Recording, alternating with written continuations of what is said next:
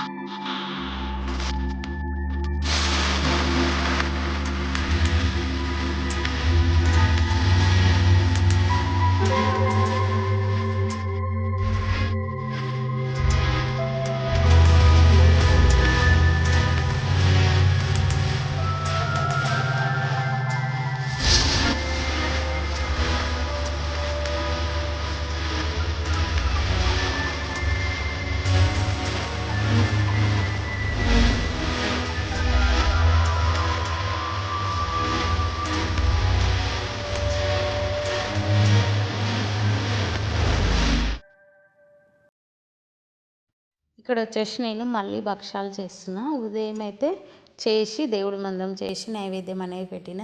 ఉదయం చేయాలనుకున్నా కానీ మళ్ళీ పూజకు లేట్ అవుతుంది కదా, లేట్గా చేస్తే మంచిగా అనిపించదు కాబట్టి నేను ఇక ఉదయమే ఇంకా దేవుడి మందం చేసి దేవుడికి అయితే నైవేద్యం పెట్టేసిన. మామిడికాయ పులిగూర భక్షాలు చేసి దేవుడికి నైవేద్యం పెట్టేసి పూజ ఇట్లా కంప్లీట్ అయిన తర్వాత ఇంట్లో పనులన్నీ కంప్లీట్ చేసుకొని మేము కొంచెం తిని ఇంకా కొద్దిసేపు కూర్చున్న తర్వాత మళ్ళీ ఉన్న పిండి పూర్ణం పెట్టి ఇంకా భక్షాలు అయితే చేస్తున్నా. భక్షాల రవ్వ దొరుకుతుంది. రవ్వ మనం భక్షాలు చేస్తామన్న అర్ధగంట ముందు నానబెట్టి పెడితే స్మూత్గా వస్తుంది అన్నట్టు, పిండిలాగా అవుతుంది. ఆ రవ్వ సన్నగా ఉంటుంది. భక్షాల రవ్వ అనేది హెల్త్ కుడకంగా మంచిది, ఎందుకంటే మైదా పిండితో చేస్తే హెల్త్కి మంచిది కాదు. చాలా వరకు అయితే గోధుమ పిండితో చేస్తారు, ఎక్కువ శాతం మైదా పిండితో చేస్తారు భక్షాలు.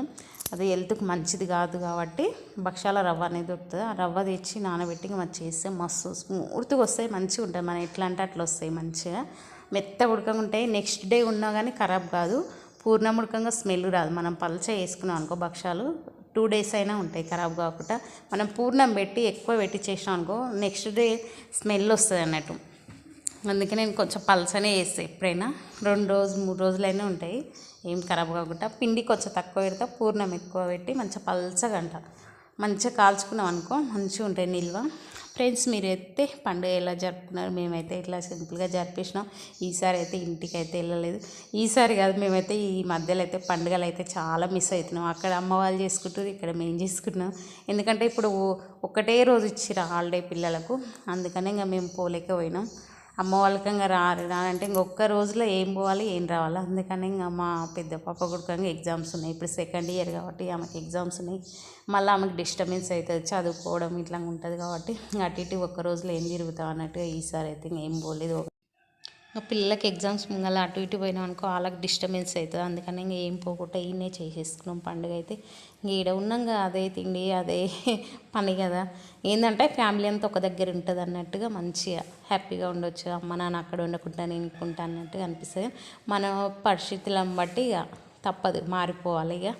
ఇప్పుడైతే ఇంక మేమైతే పండుగ అయితే ఇలా జరుపుకున్నాం. ఫ్రెండ్స్, మీకు నచ్చితే ఒక చిన్న లైక్ అనేది ఇవ్వండి, లైక్ చేయండి, షేర్ చేయండి. మన ఛానల్ కొత్త విషయాలు అయితే సబ్స్క్రైబ్ చేసుకొని పక్కన బెల్ ఐకాన్ క్లిక్ చేయడం మాత్రం మర్చిపోకండి. ఇంకా మంచి మంచి వీడియోస్ తోటి మీ ముందుకు వస్తా. ఫ్రెండ్స్, కొంచెం సపోర్ట్ అనేది ఇవ్వండి. కొంచెం సపోర్ట్ చేస్తే నేను కొంచెం గ్రో అయితే ఇప్పుడే మన వీడియోస్ అనేది కొంచెం గ్రో అవుతున్నాయి, పబ్లిక్లో కూడా కనబోతున్నాయి. మీరు వీడియో పూర్తిగా చూసి ఒక చిన్న లైక్ అనేది ఇస్తే అందరికీ రీచ్ అవుతుంది ఈ వీడియో అనేది. Friends, bye.